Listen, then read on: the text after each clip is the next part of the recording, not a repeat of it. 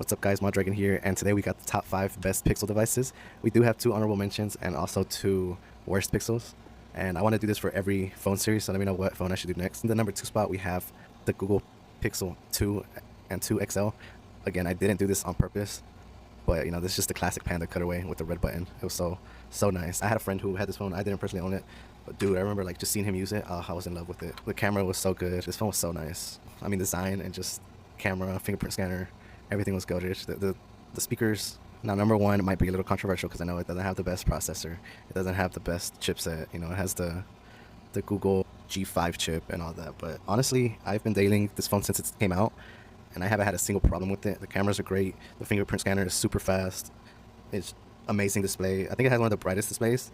And according to GSM Arena, I think, or no, DxOMark, it has the best display, whatever that means. There are, you know, all the phones have really good displays nowadays, but it just hasn't let me down. And this is the first Pixel that I've daily driven that's like 100% has felt like a flagship, even though it doesn't have like the power apparently or supposedly according to a lot of people.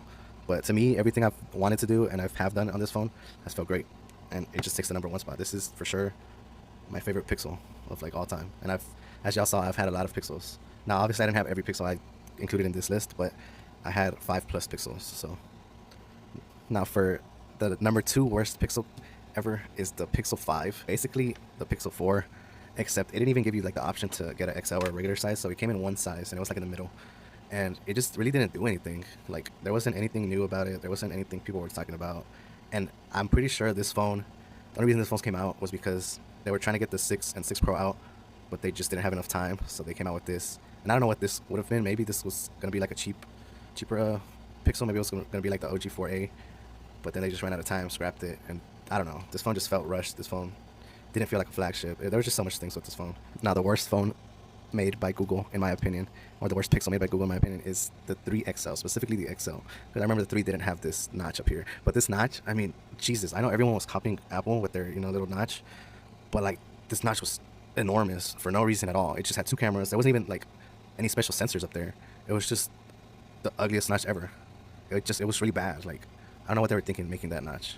But yeah, guys, that's pretty much it. Let me know what devices you want me to rate next. I did the Pixel because I'm the most familiar with it, but keep in mind this is my rating, my personal experience, and if I do rate other devices, I might just rate them off of looks and how iconic they were and stuff like that, because I didn't use like a lot of different devices here and there. I mostly use Google devices, which is why, you know, I decided to go with this phone first. But I do plan on doing the Nexus devices, the Galaxies, you know, iPhones and all of that, so let me know what y'all think.